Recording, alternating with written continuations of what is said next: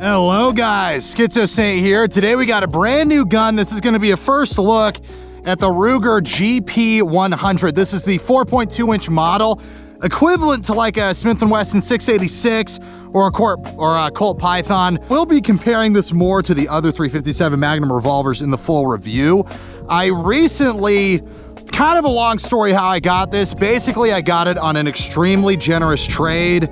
You know who you are, man. I love you. Thank you so much. I got this gun about a month ago, and I'm still in the honeymoon phase. Normally when you buy a gun, you think about it for a few weeks or a few months, you save up for it, you buy it, you shoot it once, and then you're on to the next gun, on to the next thing you want.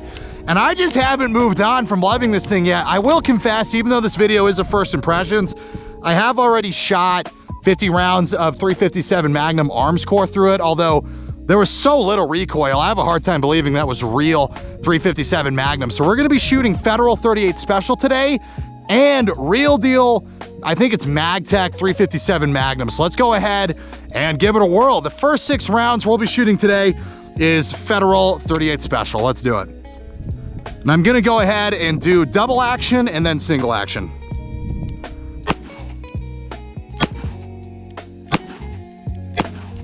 Single action. Shooting high. There we go.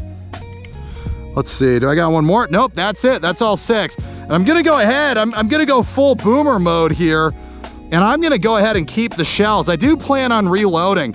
One of the reasons I got it in 357 Magnum is because I keep reading that 357 Magnum's actually a very pleasant cartridge to reload. And obviously same goes for 38 Special, so I'm actually gonna go full boomer mode and keep the brass.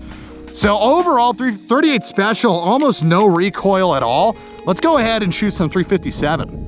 Now, something that has been interesting is sort of getting the context of the differences between 38 Special and 357 Magnum. As I'm sure you all know, if you can shoot 357 Magnum out of a gun, it can also shoot 38 Special. But this is 357 Magnum. This is 38 Special. You'll notice they're really not that different. 357 Magnum has a slightly longer case, but they're not that different at all. What's really different is how much powder you're using and the bullets that you're shooting out of it. Let's go ahead. I've got 6 rounds of that MagTech stuff. Let's go ahead and give it a whirl. Again, we're gonna be mostly shooting double action today. Woo! That is a lot more stout. There we go. Finally got a hit. Is that all 6? Yeah, that's all 6. Yeah, it's gonna take some getting used to running out of ammunition that quickly. Dude, I could not imagine someone shooting at me with one of these, and I freaking have this. Dude, this would suck. Oh. Put your hands down, Sonny. Take that semi-automatic and put it down, Sonny. Dude.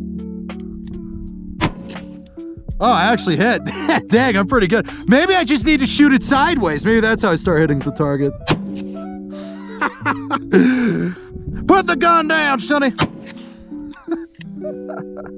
Yeah, so the recoil... The recoil of the 357 is certainly manageable, but you feel it, that's for sure. Cops were expected to stop bank robberies with these things. I mean, are you kidding me?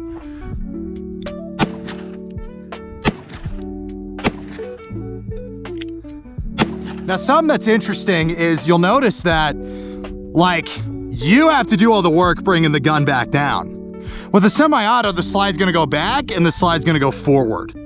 Right? And it's really gonna help you keep rounds going down range. You don't get that with this. This is all mechanical. What the heck? Why am I a better shot at long range than close range? What is going on here? Hell yeah, dude. That's all 6. I can't get over how quickly you run out of ammunition though. I mean, I'm gonna have to get speed loaders. I mean, if this thing is gonna be anywhere close to practical, we're gonna need speed loaders. Dude, that stuff's freaking fun though. You just see debris flying everywhere as I miss slightly off the target.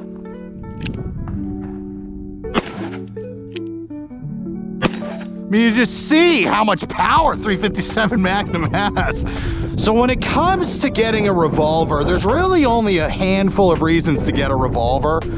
One is, let's say you're in a Ad Astra laboratory monkey space station situation. If you've seen that movie, you know what I'm talking about.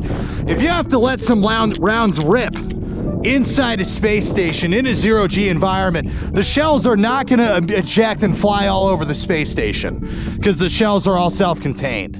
Now, what are the chances of you being in that situation? Pretty slim, not zero, but pretty slim. That's one circumstance.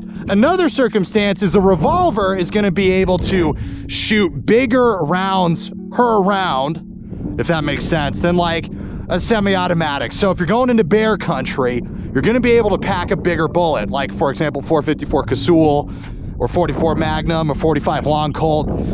Bullet per bullet, that's going to be more powerful than a 9mm or even a 10mm. Now, if you measure it in terms of potential energy, now we're getting really nerdy. A 10mm is still going to outperform a 454 Casull revolver because you're going to be able to carry like 15 rounds. So if we're talking wilderness protection, I mean, there's still quite a case to be made for, like, I wouldn't necessarily say a 45 ACP, but definitely a 10mm. But I mean, if you're looking at dispensing as much energy as possible in one trigger pull, I mean, a revolver is really going to be the best way to do it. Now, okay, so that begs the question. All right, so you want the most energy in a single trigger pull. Okay. Well, then go ahead and get a 44 Magnum. Go ahead and get a 45 Long Colt. A few problems with that. One, those aren't really like shooting cartridges. What I mean by that is those cartridges are very, very expensive, right? So it doesn't really make a whole lot of sense to get a 44 Magnum or 54 Casull if you want to actually shoot and train on a regular basis, unless you have a really sick reloading setup or you're rich. I am neither. So doesn't really make sense to get those. So then, okay, you get a 357 Magnum. But 357 Magnum has basically the same ballistics as 10mm. So not the worst spare cartridge. But then it begs the question, why didn't you just get a Glock in 10mm?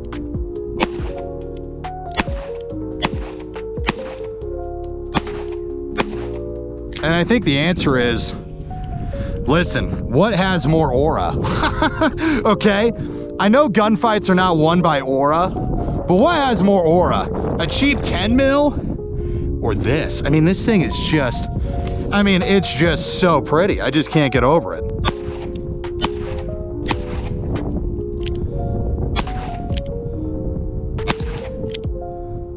And I gotta say, man, it's just a lot of fun. I'm really struggling to shoot double action. I don't know if you guys could tell, but I'm really struggling with the double action. I think the single action trigger on this is about 2 or 3 pounds. Yeah, it is just, okay, safe direction, right? Check that out. I mean, you just barely touch it.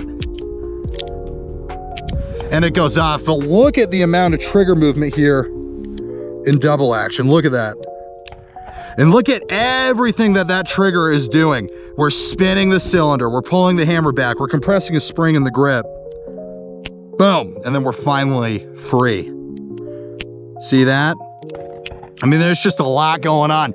That's a lot of room to mess up in your trigger pull. You know, something that is interesting about the 357 Magnum revolver is that it's not really used anymore by modern police or military, but it's still used, I believe, by, I think it's GIGN in France. They use the Manurin MR73, and they actually did murk a terrorist once with one of them at least. I mean, I'm sure they've used it quite a few times, but it is kind of funny, like, somehow, here we are in 2025, going on 2026, and there are still units out there in the world that are issuing 357 Magnum revolvers. So how do I feel about the Ruger GP100? Well, as you can tell, I'm not the best shot with it yet.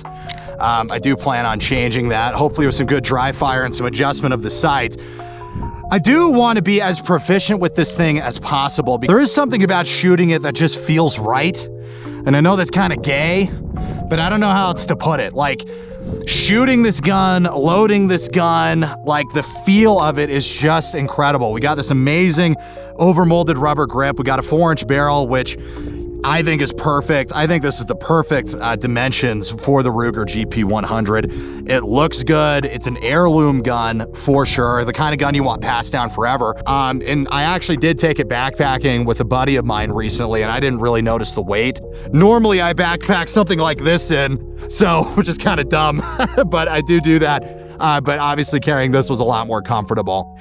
357 Magnum, like I was saying earlier, it's not necessarily the most famous bear cartridge. A lot of people will say 357 Magnum is insufficient for like black or grizzly bear defense. But a lot of people will say 10mm is adequate for bear defense. And 10mm and 357 Magnum have almost identical ballistics. So it's kind of, in fact, depending on the loads you're using, 357 Magnum's more powerful. So, like, I don't know, if 10mm is sufficient, why not 357? I never felt outgunned that whole time. And you know, it is the fall, right? It is the time that bears are going to be looking for food before they go into hibernation. So that is a real consideration. And I don't feel undergunned at all with this thing. I mean, you saw the debris flying over there. 357 Magnum has some very serious punch behind it. It's undeniable. They're famous for that. So overall, I really do like this gun. I need to be a better shooter. And again, my sort of quest here is, why do I have such a draw toward revolvers? What is it?